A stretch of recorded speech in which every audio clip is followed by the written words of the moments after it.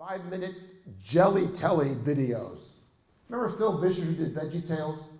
His second act was jelly telly. Then I could do activities like 10 Commandment magnets. You got the general drift of where I'm going here, right? But notice each one's described, not just a link. And so that gives a, and then how to pray as a family. So this is, if I personalize this could be a page just for parents with young children. I could flip it and do parents with older children, or with a different set of things.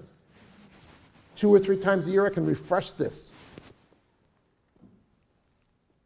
But it all started with what? I refashioned baptism prep. That paved the way for the most important thing is the mystagogy after the sacrament. Prep is good, celebration good, mystagogy, priceless. It's the mystagogy where it all takes root. And you start a family on the right track. This family coming to First Eucharist 7 years from now, holy schmoly. They're bringing all this faith experience to them. You're going to have to create a separate track just for the parents who get it, who've been doing it. Because Eucharist is going to mean a lot of different things to them than it is to parents who just dropped in from, Pluto, which is not a planet anymore.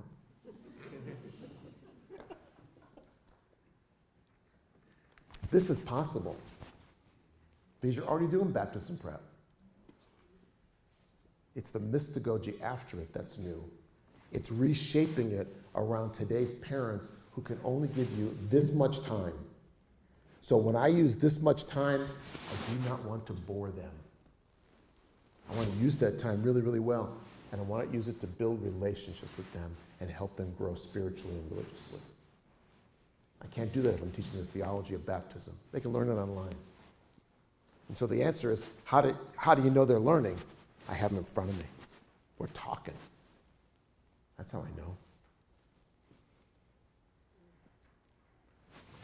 That's why I keep on emphasizing this project is about small pilot projects that model what you want to do with other projects. So if I do this in baptism, prep, celebration, first 5 years of life, it's the same process for what? Eucharist. It's the same process for what? Confirmation. The developmental stage changes, but not the process and tools you use.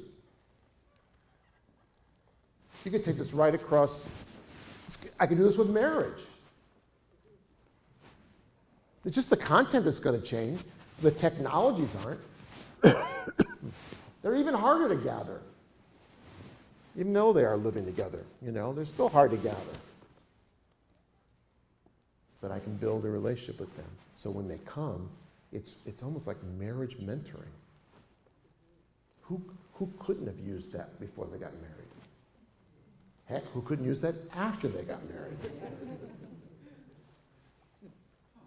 Does that make sense?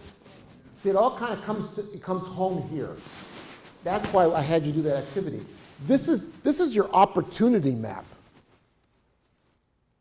Change the things that you're doing right now. Like someone has RCIA in there, which is great. Why don't you flip RCIA? Spend all your time preparing to teach content. Creed, sacraments, morality, prayer. A big surprise, the 4 pillars of the catechism. So give them the catechism for adults or whatever. Curate some great videos so when they can watch that on their own, while they commute to work, whatever, but when they come in, you have some great theological reflection discussion.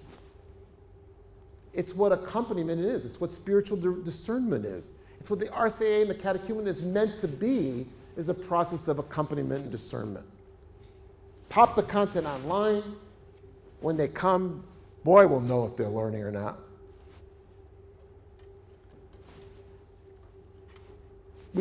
10 years ago, you could not have done this. 5 years ago, it would have been really tricky. Today, it's actually pretty simple. This is what I was talking about, was the digital opens up possibilities. In fact, the digital opens up possibilities for better relationships. Because you put the content online. Watch it whenever you want. When you come together, it's a community of people. It's relational. It's discernment. It's application.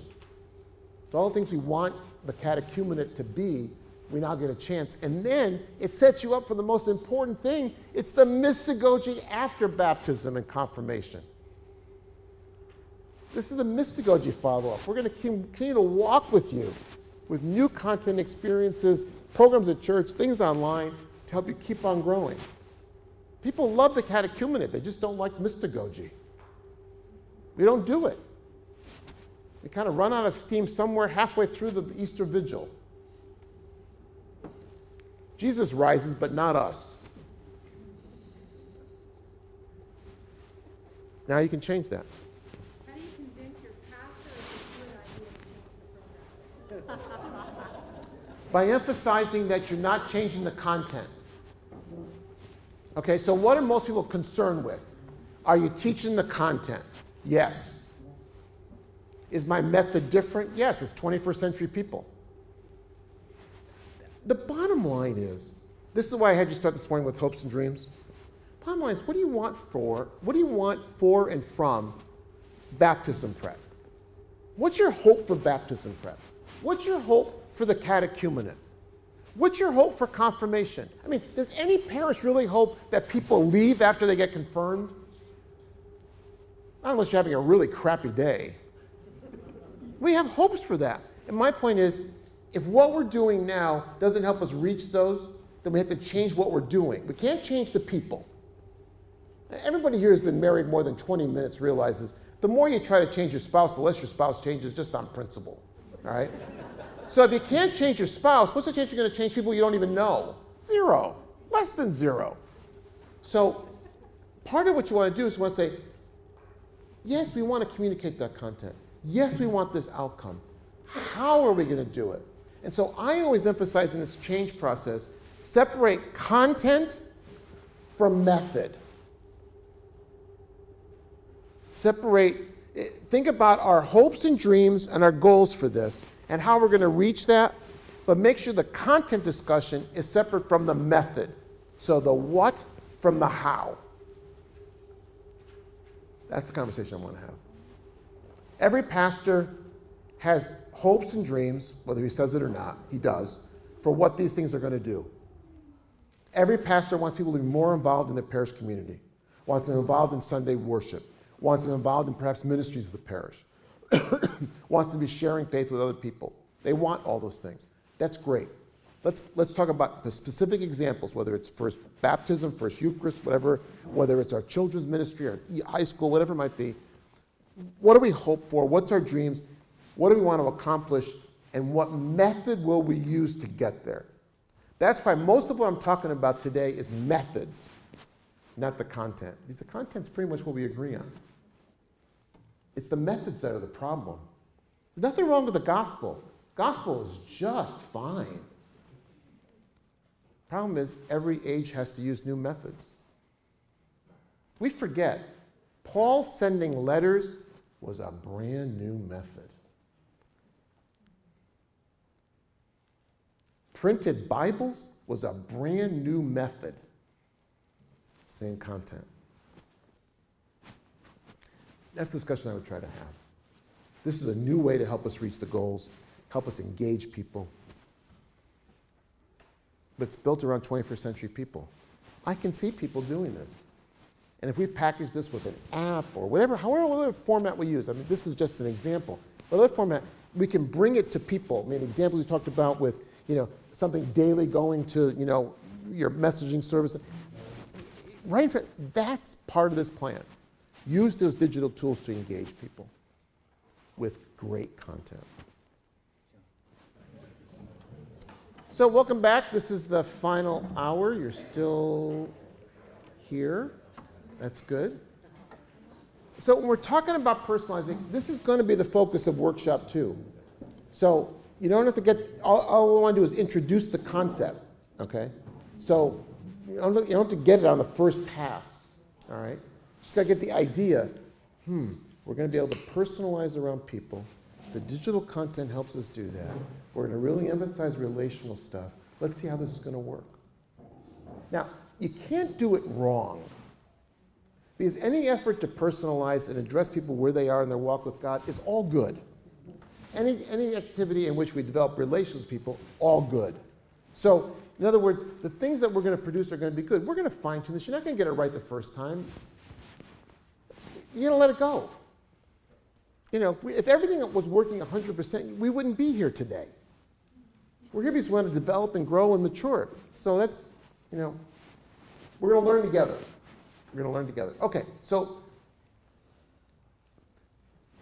let me just recap this and just know we're going to do a deep dive when we get together next time. So the pathways concept is this. We want to address the differences in spiritual religious identities, and we want to develop, whatever concept we use, we want to develop a variety of experiences and activities that we can put on a digital platform that are tailored to each of those audiences, whatever you call them, okay? 1, 2, 3, 4, whatever. And that this playlist is a rich menu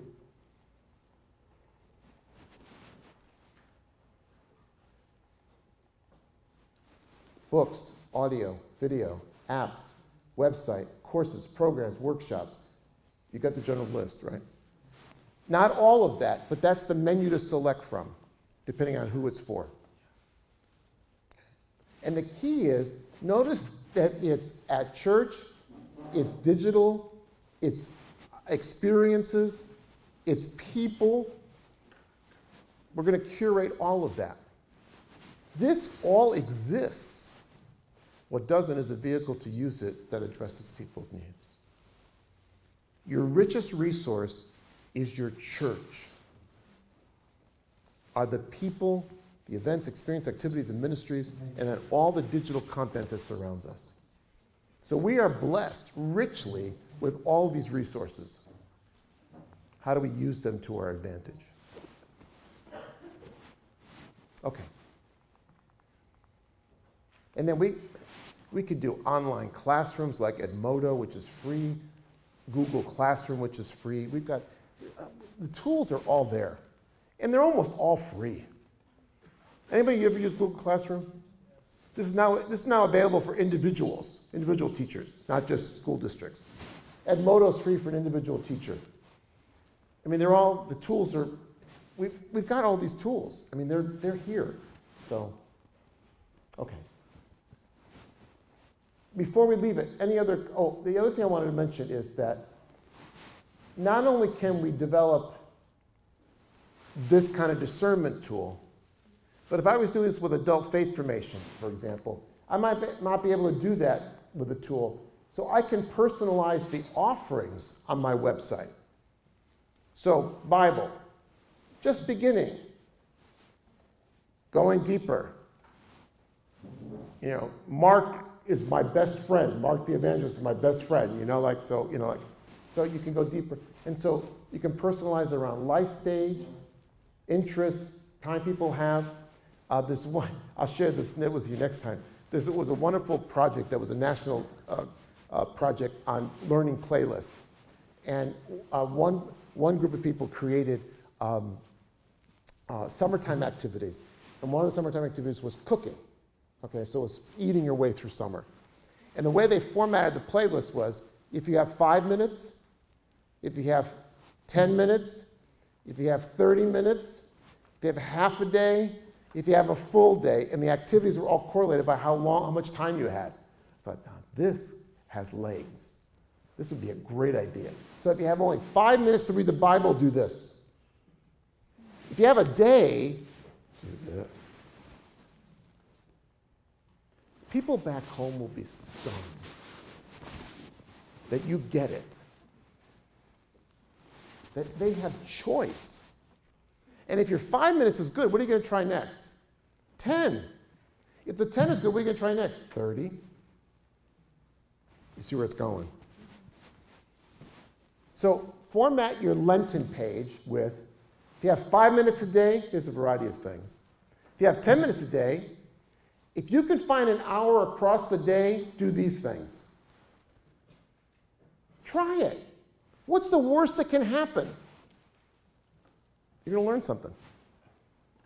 What if people gave an hour a day? Maybe it was in 10-minute chunks, but an hour a day. 40 days. 40 hours. God, they're on their way to sainthood. But we've never thought about packaging and delivering things in that way. But you could on a digital platform. And the amount of content that's available for free out there, Catholic publishers, Catholic organizations, Catholic dioceses, the stuff is pouring in. I'm getting all kinds of devotionals, I had to spend all day doing the devotions that I get for free. Like I couldn't work, I just would do devotionals all day. Okay? So if you want to be a monk, sign up for all these devotionals. And remember, no one back home expects you to do this. So no one knows if you're doing it right. That's the nice thing about innovation. It's like if you don't get, Sunday worship right, people will notice. But innovations, the nice thing is you get a chance to continue to adapt them, change them as you introduce them.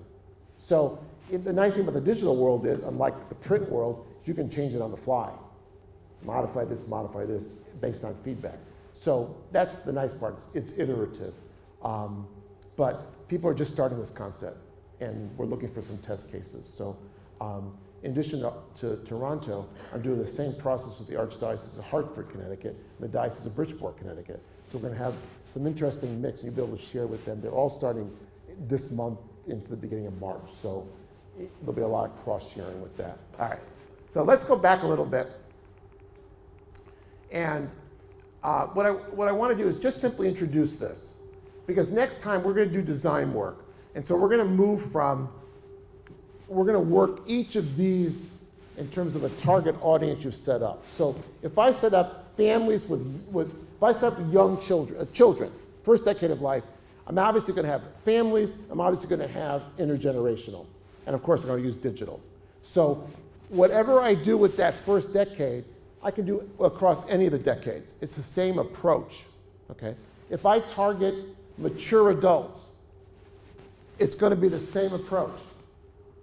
Okay? So there's going to be things that are intergenerational experiences I want to connect them to and engage them with.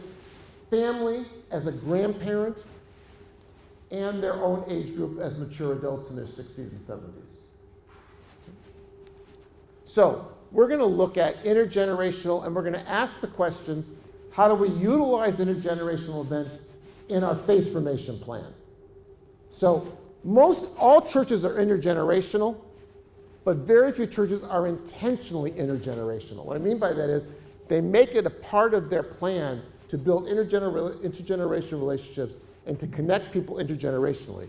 So how do we use intergenerational events? How do we connect the generations? How do we infuse intergenerational into existing programs? So I've got this great children's program, our First Eucharist program, but there's no contact to the whole intergenerational community. So how do I bring the intergenerational community into my First Eucharist program, and how do I bring our First Eucharist kids into the intergenerational community? Okay? Because that's the primary community. It's the intergenerational community of all the ages. And then how do I create new intergenerational programs and experiences? So maybe I move away from, maybe throughout the year, I offer some intergenerational learning experiences. Maybe I do one for Advent and Lent, maybe a Pentecost one, where all the ages come together for I wouldn't call it learning, I'd call it a festival. Okay? But all the ages are doing something intentional. They're eating, they're sharing stories, they're doing an activity, they're doing something that's intergenerational intentionally so. We'll talk a lot about that, okay? So if I was creating a plan for children's faith formation, I would consider how to engage children in faith community experiences with all generations. I'd equip parents to share faith at home and build families of faith practice. And I'd build relationships with and engage children and parents who are not involved in the faith community. You build those pieces into your plan. So we'll talk about how to do that. Family, well, I'm going to talk a lot more about family. But the most important thing to realize is this is the primary community. If family works, the whole thing works. If family's not working, it's really hard to compensate if the family's not working in terms of faith formation. So I'll share more with you, but the primary influence on the transmission of religious faith and practice are parents and the family. Knowing that, we had to devote a lot more time and energy to parents and family. at home. At home. We're not going to get much more of their time at church. Whatever we've got, we pretty much got. We can expand that a little bit. But reaching them at home, as well as at hockey practice, soccer practice, add to the list. So we'll talk a lot more about that in their role. And we'll talk about the three big roles that parents play. They're sponsors, they're gatekeepers, and they're interpreters. And this comes out of a big study that Christian Smith at the University of Notre Dame did with, how many? In-depth interviews with 100 self-identified Catholic parents of children and teenagers. And he wanted to get at, what do you do that really works in sharing faith with your kids? And then he tested it with this, so he did interviews and surveys. He found that they're sponsors of the faith, they're gatekeepers of the faith, and they're interpreters of the faith. This should be the agenda for parent formation at baptism, Eucharist, and confirmation. Help them with those three roles because they make a big difference. More about that next time. Do you address in all this, you get the single parent family? Yes. Yeah, the separated with all Yep. the challenges, so that all gets addressed? You have to address all of that. So, single parents, the only difference with single parents and two parents is single parents simply have less time and more responsibility. But when there's another partner who... Yeah, now you got the other, so you have one that's actively Catholic or Catholic anyway, and one who's not so much, okay? And so how do you do that? And so what role, is it a religiously open family? So that, usually dad. So dad is willing to go along with this. How do you work that family? The roles don't change. It's just the way in which you implement those roles, okay? I've done a lot of intergenerational learning experiences. I've had a lot of one parent who's not Catholic come and find acceptance and welcome and the rest because they come for their kids. I mean, the bottom line is, well, simple story. My wife and I were band parents and music parents for what seemed like an eternity. All three kids were in marching band and all the rest. And we were very good parents. We went to all the elementary school music concerts. And it was always packed. Standing room only, in fact. Parents, grandparents, aunts, uncles, everybody flocked in. And nobody came for the music. You've been to an elementary school music concert, right? Yeah. Did you go for the music? You went for who? The kids on the stage. Okay. So it's all about the kids, and that can be the common denominator. So when I did intergenerational learning, I had a lot of, especially dads, who were not Catholic, or really nothing. But they were there because they loved their kids. So that's what I always go after, is that if you love your kids, you want to just support them so that they can make a religious choice as they grow up. Okay, but if they're not exposed, they'll never know that's even a possibility. So this is the role that parents play, whether it's one parent or both parents, whether it's a biological or a blended, whether it's one spouse is Catholic and one spouse is not. The roles don't change, it's the adaptation of those into those contexts. I always try to frame it as we do this for the kids. And I find parents will do anything for their kids, by and large. So if that's my kind of point of entry. And I never do parent faith formation. I always do children's faith formation that has a parent component to it. So it's this guy like, of course you'll come if you love your kids. But parents don't do things for themselves, they do things for their kids. So if I can embed it in what they want to do for their kids, I'll get them to participate. If the environment in which you do all this is accepting, hospitable, even the kind of, religion's a lot of bunk parent, they come for relationships. They come because their children are going to be presenting something tonight. They come because that's what we do on Friday night. We come, and you feed us and make us feel welcome. And even though I have no chance I'm ever going to be a Catholic, this is okay. And I'll take okay any day. It's hard. It's hard work. But I find there's doors in. There's doors into that would work. But the roles, same roles, it's just contextualizing it for each person. And we have to let parents know they can do this with support. They can do this if we support and encourage them. We've got to demand a whole lot less, and we've got to support a whole lot more. I think parents see us as people, like, if you could change one thing about your approach to parents, is this is what I would tell parents. We are on your side. We've got your backs. We're here to support and encourage you. We're here to walk with you. We're not here to place more demands on your busy lives. If that can come across, then everything is possible. But I think parents see us as another group of people making demands on us. And you're not even much fun. At least hockey's fun. I just want them to know this is the support zone, not the demand zone. So we'll talk more about how to do that. And I got 3 big kinds of strategies to work with. How to work with families at home, how to engage families in intergenerational community, and how to work with develop strong family life and parent formation. So we're going to look at all of that, these kind of great strategies, and how to create a plan for young, older with those strategies. So if you pick one of those age groups, you know we're going to develop this and build this out. It's going to have a peer component, a family component, intergenerational component. If you pick later in life, you pick grandparents, it's going to have the same components, except we're going to equip them to do this stuff with their families, as well as things for them as a peer group. And then we're going to add missional to this. And so if I'm working with adults, or I'm working with, I'll take adults. Part of adult faith formation is, how do I expand the church's presence through outreach, connection, relationship building, engagement to where people are? This is why I think digital is so important. How do I create new environments where I can engage people? I have a good friend, a Lutheran pastor, Keith Anderson, has written a wonderful book called The Digital Cathedral. And Keith does a God on Tap every month. In fact, he does 3 or 4 of them every month across town. He's not quite known as the beer priest, but he could develop that reputation. And he does this wonderful thing where they do, I'm going to call it faith formation, though he would never say that, in the pub. But it's preceded by his monthly blog that has all the content in it. People read the blog, and they come back to the pub, and they discuss it. But it's off campus. It's in a neutral setting.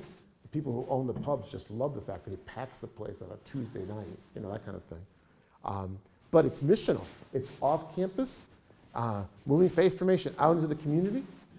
And then once we've done that, how do we provide pathways for people who want to inquire, consider, into deeper involvement? So things like Alpha, they're pathways. And we have to figure out, what are those pathways? What are those on-ramps for people who do get excited, do get interested? How are we going to help them to grow? So everything will have a missional aspect. And then we're going to digitally enable things. So the fun part is, the approach we're going to take is multi-environment. It's hard to get to all those environments, but it's not if you use the digital tools. And we're going to use some strategies. So this is my digital continuum, from a gathered program that uses digital content all the way through things that are fully online. And this is just our menu. The possibilities are endless. That's what, when I look at this, I wish I had half these tools when I started in youth ministry in 1969. I had a mimeograph machine. Mimeograph machines are things that you got more ink on you than the paper. It just, I was even pre-Xerox machine. I call it dinosaurs. They were outside my window. So the digital strategies allow us to extend a church event or program, design one program and offer it on multiple platforms, large group, small group, on your own. Prepare for and follow up an event or experience. I'll show you this slide, but we'll be back to it. Come on. Where's the slide? Oh, it's late. But we've been talking a lot about sacraments, and we should be. This is a quick introduction to everything. So when we're thinking about this process of preparing, experiencing, and living is really hard when everything has to rely on a gathered program. But we now have all kinds of new tools. So whatever the experiencing is, baptism, confirmation, Eucharist, whatever the experiencing is, the preparing and the living can be really creative and innovative. This is a mystagogy after every sacrament. Heck, if I do Vacation Bible School, this is a mystagogy after Vacation Bible School. How do you sustain it? We now have ways to do that. So we're talking a lot about these strategies. I should have put that slide actually closer to the strategies, as you probably have gathered. I talked about how to flip a program. We'll talk about how to integrate online and gathered programming, how to create online-only experiences, curating great devotions, creating online courses. All that's now possible so you can meet people's individual needs. And then how to use webinars, Facebook Live, podcasts, deliver programming directly to people. Parent education is really, really tough.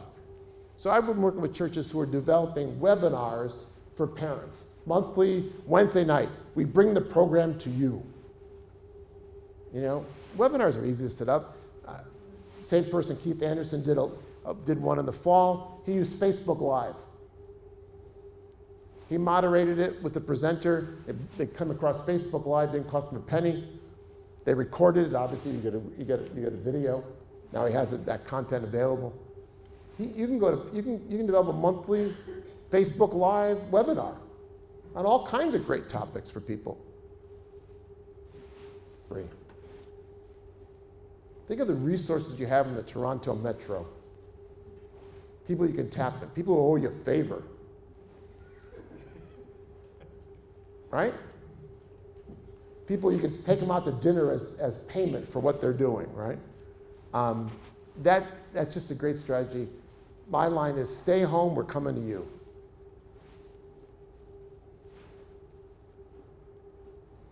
That's where we're headed. Thoughts, questions? I want to prepare you for workshop number 2.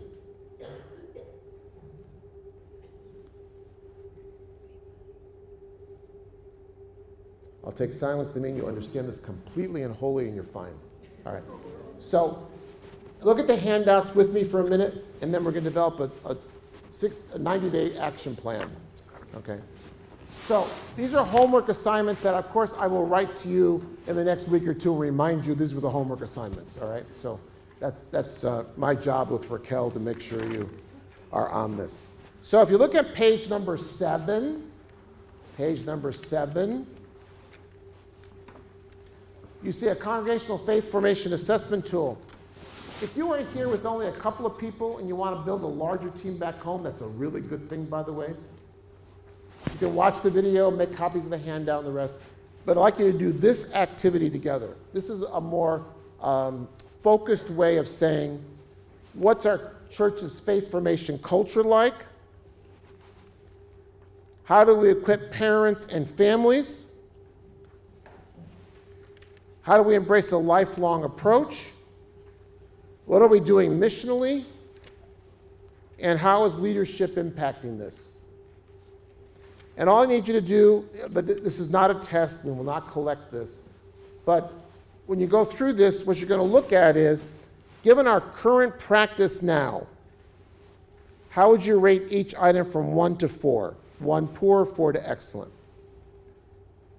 Then analyze the results and circle the items that are in need of attention and development, usually a score of 1 or 2. And items your congregation wants to strengthen, even if it received a good score, like a 3. Okay? This gives you a snapshot of the faith-forming abilities right now, strengths of your church. Okay? So out of that, kind of identify area, you want to bring this kind of results back in April. All right? Then on page 10,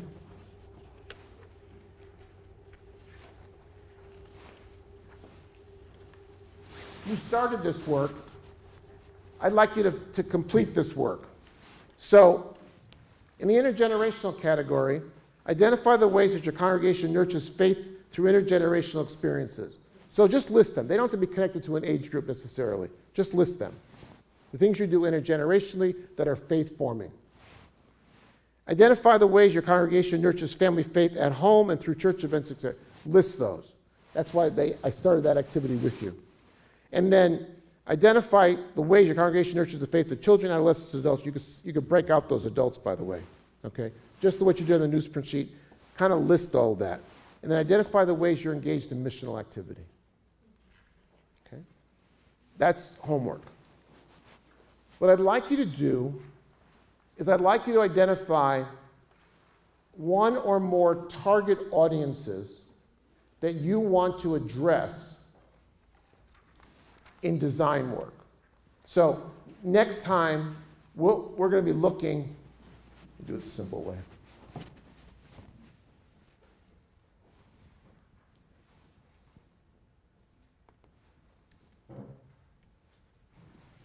So next time, we're going to be looking at, you got kind of the big picture today. Next time, we're going to be looking at how to envision lifelong faith formation, meaning we're going to kind of dig down. We're actually going to start design work next time. So I'd like you to come in with a target audience or audiences you want to address. So what I mean by that is you could identify young children, older children, or children. Young adolescents, older adolescents, or adolescents. You pick so you can use a life cycle stage.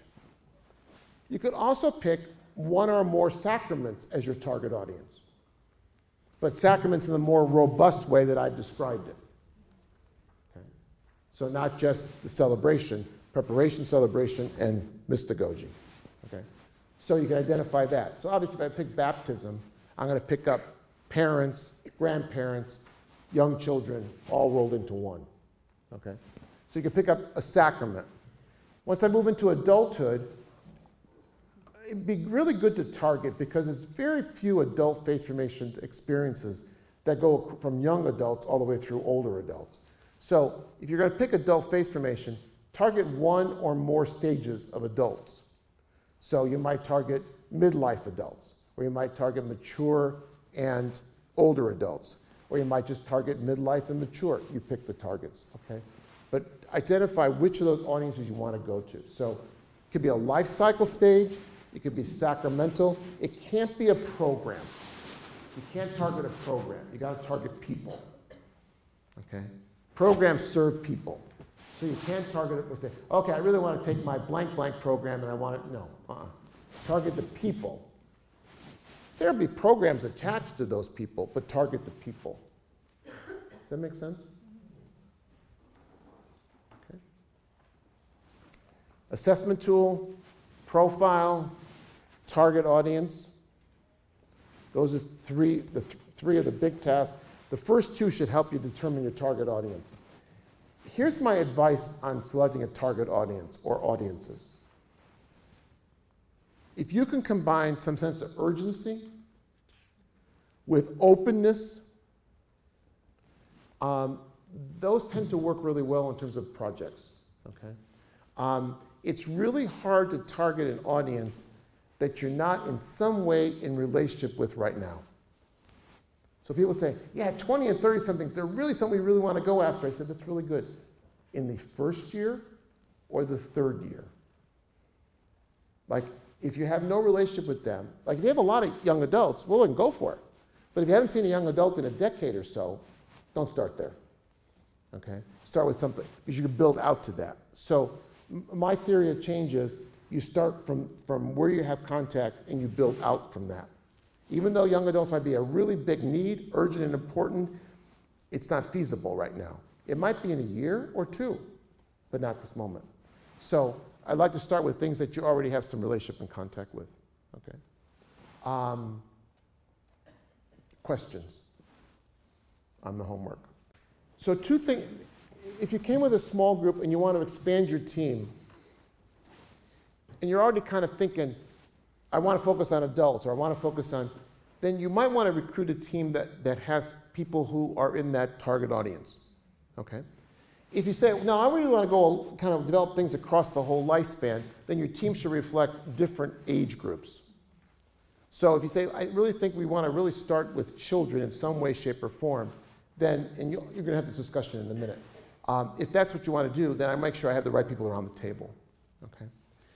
I really encourage people to think systematically or systemically. What I mean by that is, like if I really want better middle school or high school faith formation, I'd really better have better children's faith formation. That paves the way for it. So if I got lousy children's faith formation, how am I going to have great youth ministry? Like the chances of that happening are really slim to nil, actually. So if you could sometimes say, well, I want really great youth ministry. Well, you might have to take a 2-decade view to get there. So even like with First Eucharist, you might say, how am I paving the way for preparation in the first 5 years of life before they ever come to it?